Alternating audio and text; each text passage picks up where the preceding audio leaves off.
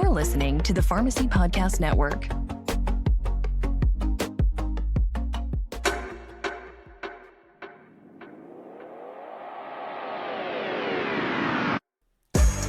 Hey there, sports pharmacy fans. It's your host, Dr. Rage, coming at you with another episode of the Sports Pharmacy Podcast.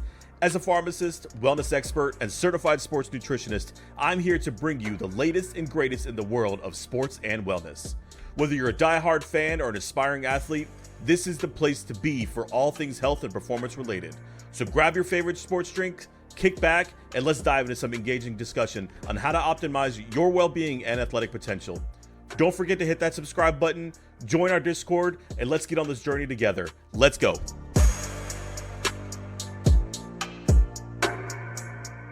Welcome, sports pharmacy fans. Today is a cool day because I have I'm going to call you my good friend. I'm going to call you my good friend because that's what you are. Dr. Dany Hanna from the Hanna Gender Center, my first ever meeting of a gender affirming surgeon. What's up, man? How are you? I'm good, brother. How you doing? Good. I got to tell the story of how me and Dr. Hanna met. He randomly called my pharmacy looking for, I think it was a numbing cream, and my team, like they're usually pretty good about handling everything, but they texted me and said, "Hey, this doctor's looking for a numbing cream for one of his patients," and I was like, "All right, cool." And so I looked him up and I was like, "Hanna, this guy might be like he might be Middle Eastern." And so I just called him up and I was like, we were just shooting the shit. I gave him my price. I didn't really say that I was Syrian. I didn't want to put that out there and be like, "Hey man, use us because we're same." And so I was like, "Hey, Dr. Hanna," after I gave you everything, remember, after I said, "Hey, I'll take care of you. We'll try it. See if you like it. May I ask you where you're from?" Remember? How Remember could this I forget? How could I Yeah, forget? man. This And he is told like, "Bro, me too. We're both from the same area." I was like, "This is the best." And he lives here. He works here in Frisco. He's close to me. We've become really good friends. We're able to hang out with each other. It's been super chill. Met his family. Such a great guy. He was just actually telling me a little bit more about his new lifestyle that he's working on. He's starting to work out. He just said he was playing basketball, which is first off hilarious for me. Second, because I'm not a basketball player. Like I would look so goofy when I played. Have you played a lot when you were younger? probably a lot of pickup ball. Yeah, Look, I'm 5'8" on I a didn't want good to say it. day with heels.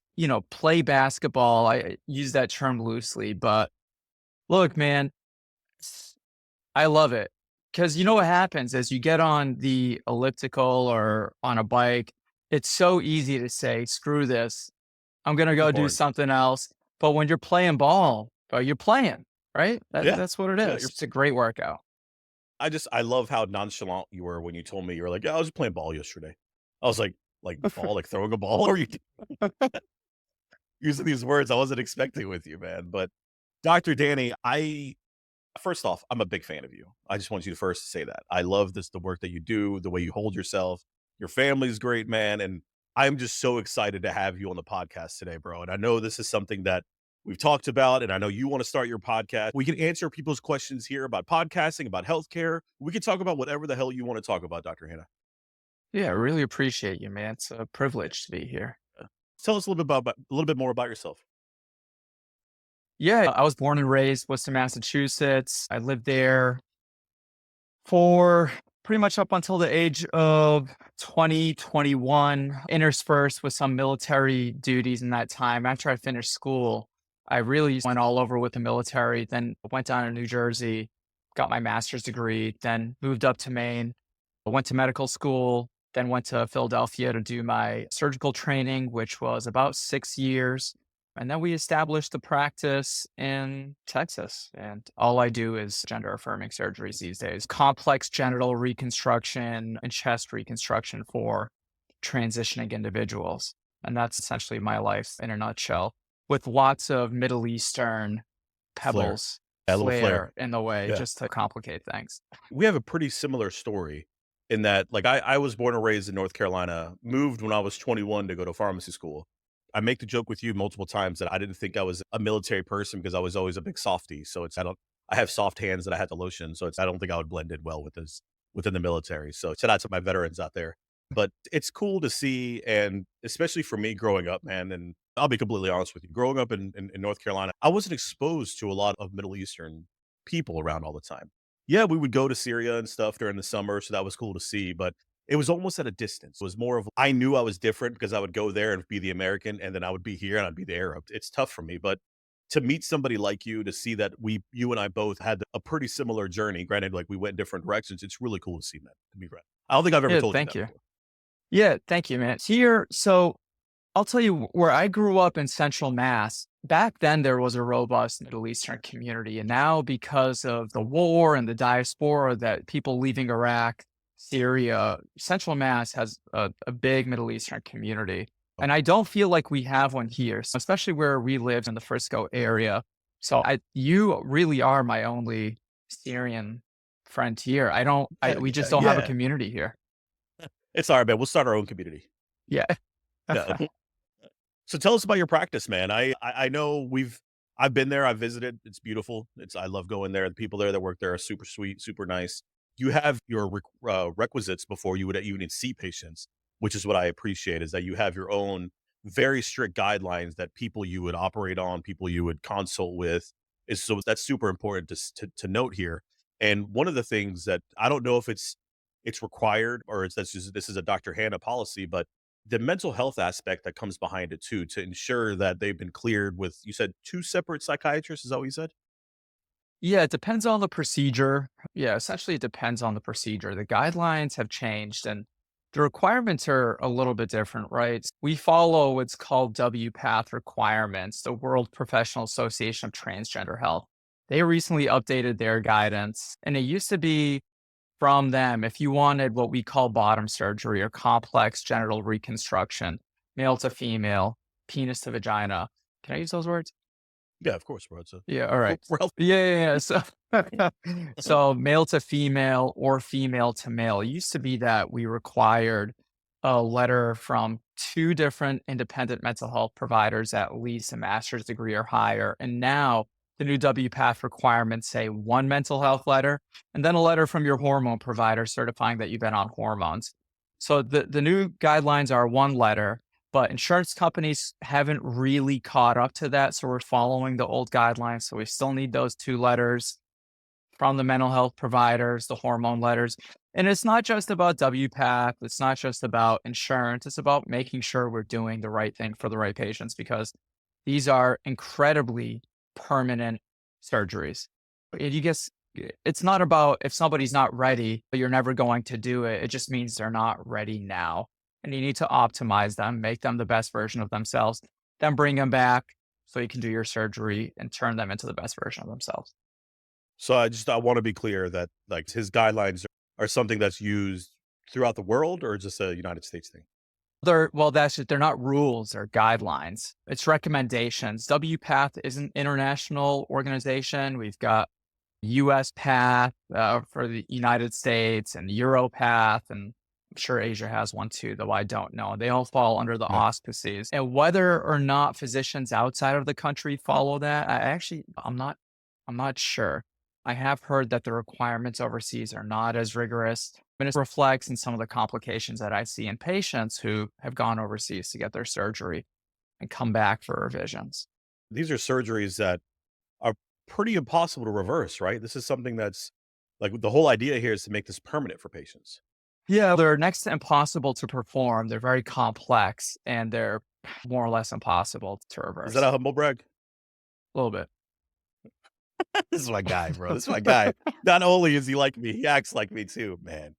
So how the hell did you end up in Texas? That's what I want to know. And did you understand the risk, is what a polite way of me putting it, of doing that here in Texas?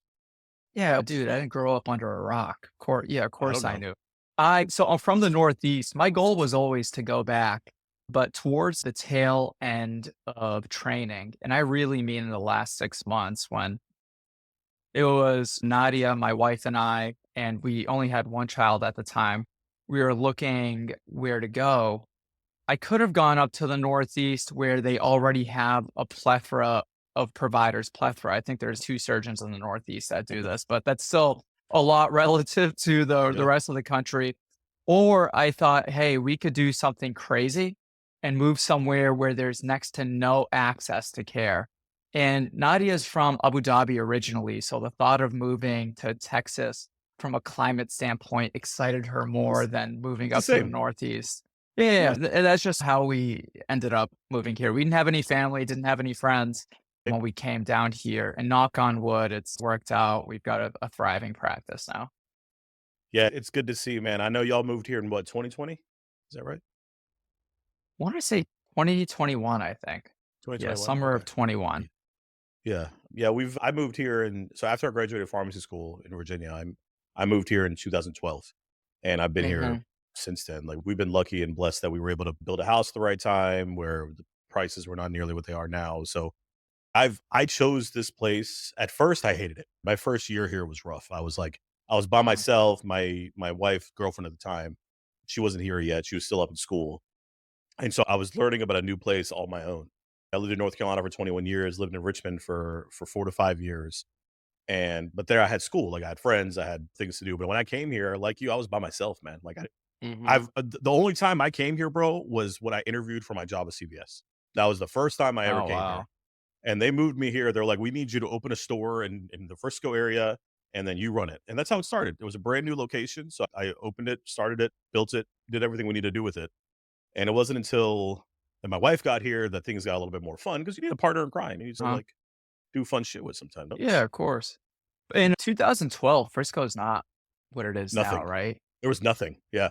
Like where I'll send you a picture later, but where our house is, there was like our house and just fields. Like there was nothing here. It was crazy. It's to see Crazy. how it is. When I moved here, the population was like, I think like 110,000. Now it's up to 220 or something like that. It's doubled since I've been here. Oh, So wow. this place has been growing a lot, man. It's cool to see. And I'm very glad, and I'm sure you are too, to be able to like put our roots down here and build something. Yeah.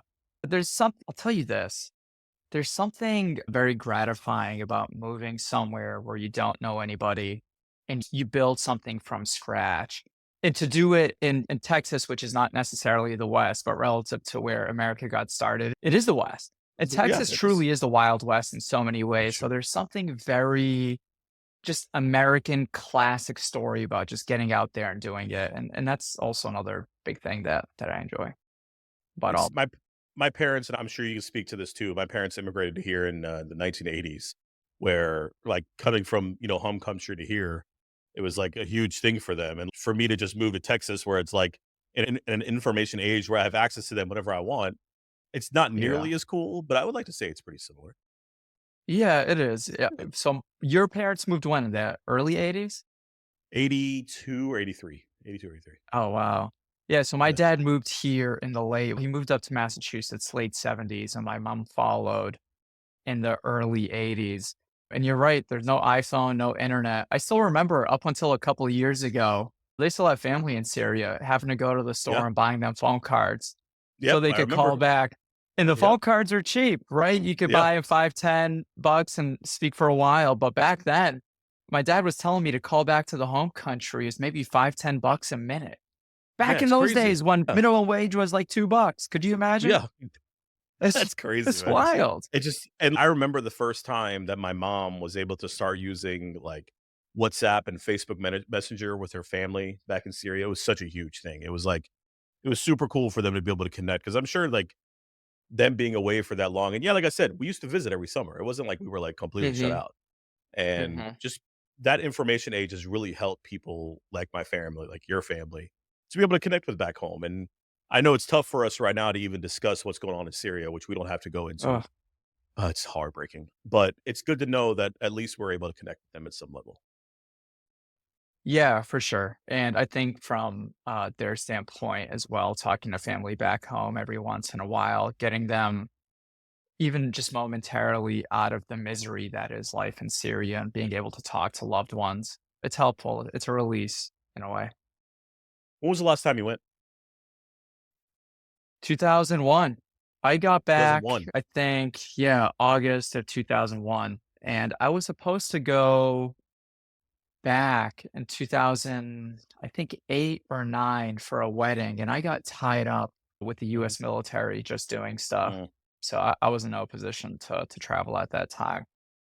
I was there right before the protests start, so I was there in 2011 is when I went, and it was Last beautiful. time. Last time, that was the last time I went, yeah. I can tell you that I'm probably not allowed back in the country for all the crap I like to talk. So if you're listening to this, come at me if you would. Please come at me. This is Texas, bro. We're crazy out here. It's bizarre to me. And I don't know if your family can see the same thing. They said that I have been starting to act like a Texan since I've been here. Have you gotten anything like that from anyone? No, I've got the cowboy boots. I don't have a hat yet, but You my do that one. 5-year-old is saying y'all. Y'all? So Really? yeah, my Awesome. 5-year-old says y'all. So that's That's my awesome. his grandparents, my parents are flying in actually at the end of this week, and they get a kick out of Theo every time they talk to him. Yo, I want to meet your parents. Invite us over. I want to see your parents. Yeah, we'll have you Or guys if we go over to in the dinner next or couple something, of we can weeks. all go out to dinner. That'll be great. It'll be so much fun. Yeah, for sure, for sure. Yeah. They They'd speak love pretty fluent they'd love Arabic. to meet a local. Yeah. Oh yeah. Hold on. Do they or do I? I'm not going to ask you if you do because I already know the answer. But your parents speak fluent Arabic. Yeah, they're fresh off the boat. They Nice. 100% Beautiful. speak, read, write, fusha, all Oh, that nice, man. stuff. Love it. Yeah. Man, we got to work on your Arabic too. Yeah, look, here's the deal. Tell me. Understand 100%. I You can't do. read or write, and I can get by, man. You put me in any Middle Eastern country, put me on the ground, I'm gonna make it. And I can speak. It's just it's Broken. It's janky. a little bit. That's fine. Yeah, it's janky. It's janky. It needs Yeah, work. that's fine. It needs work. I read at a 5-year-old level in Arabic, I think. I'm very slow. Uh-huh. And Okay. my writing is zero. Zero. Like less than, if there's a less than zero, I'm less than zero. But I can speak it really well. I speak it and understand it very well. Do you speak Fusha again? So Fusha is the original, the OG Arabic that's No, no, traditional across the Arab world. You don't? no. I speak Syrian, man. We're from a very small town inside of Syria called Nebek, and we have our own like southern dialect, and I speak that. And I'll give you an Okay. example. You know what? This is Arabic 101 with Dr. Hanna and Dr. H. This sounds fun, right? Yes. All right. So you know how sometimes a short way of saying how are you to someone, you say kifak, right? That's just a easy Kifek, way. yeah, that's how my wife says Yeah. it. Yeah. In Nepki, we say kifok. Kifo, Yeah, bro. interesting. It's I've like never it's heard a that. weird like mountain dialect is what they call it. So we don't say either of those where I'm from. So in Northeast Syria, so my mom is from Hasakeh, my dad's from Qamishli, so Iraq-Turkish border. Oh, that We way. say Okay. shlonek. Shlonak. Yeah, that's that's a Yeah, Shammy way of yeah, saying it. Yeah. yeah, That's what's a your Shammy way. color? That's Yeah, exactly. shlonek. Shlonak. Yeah, that's That's true. Yeah, that's very true. What's another phrase? Do you know how to say head? Rasek? Rasak. We say rosak. It's weird. But see, things like that, like just a vowel difference. But I mean, I can speak both. I speak traditional, like Arabic, but also speak what we call Yeah. Nepki. There's two different types. Yeah. Interesting. Dude, when you Yeah. went back in 11, your hometown, was it still small, tiny, Oh, just yeah, nothing bro. going Oh, on? yeah. Oh, yeah. They still had like internet cafes there, bro. Remember those? Oh, what a dream, man. What a That's it. dream. I That's could probably awesome. never live there permanently, but Sure. it felt like everybody knew me. It's one of those places, like they just knew me because of my last name. Like Yeah. the road that we live on is our last Mhm. name road. That's what it's called. And Mhm. so everybody knows that street is like one of the main streets. So my uncle's Mhm. aunts all own businesses along there. They own like Yeah. restaurants. My grandfather, my mom's dad, may rest in peace. He owned like a little store with like snacks and stuff like that. I used to Mhm. go into the back and steal stuff from his garage because he had all the snacks back there. Yeah.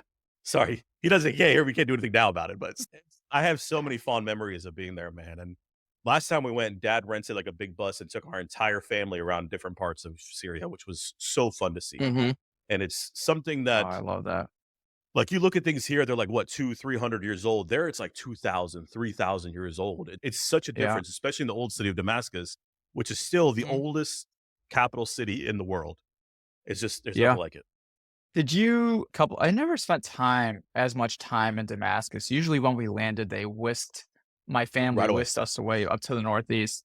But I did a Syrian tour once. I think it was the last time I went. Palmyra or Palmyra? Yeah. Tudmud. Oh my God, Unbelievable. bro. Yeah. I forget, I don't know what they call it in English. That's Qalat al-Hasan, but there's a Crusader castle somewhere in Oh, yeah. That's how I got my name, Assyria. by the way. That's how I got my Oh, name. is it really? The sword that he wielded was me, was Hussam. That's what they called it. Oh, how about that, bro? Beautiful. Yeah, I it's love it. crazy. Yeah. Yeah. It's heartbreaking, man. Like I would love to go back. My mom went back 2 years ago. I don't know if I told you. She went back. Yeah. What was that like? I'll share with the audience. They have power for 1 hour a day, bro. 1 hour a day. Mhm. Imagine like what we went through that snowstorm here that one year where our power would go in and out like every 20, 30 minutes. Mm. That's your life permanently. That's what it's like your whole life.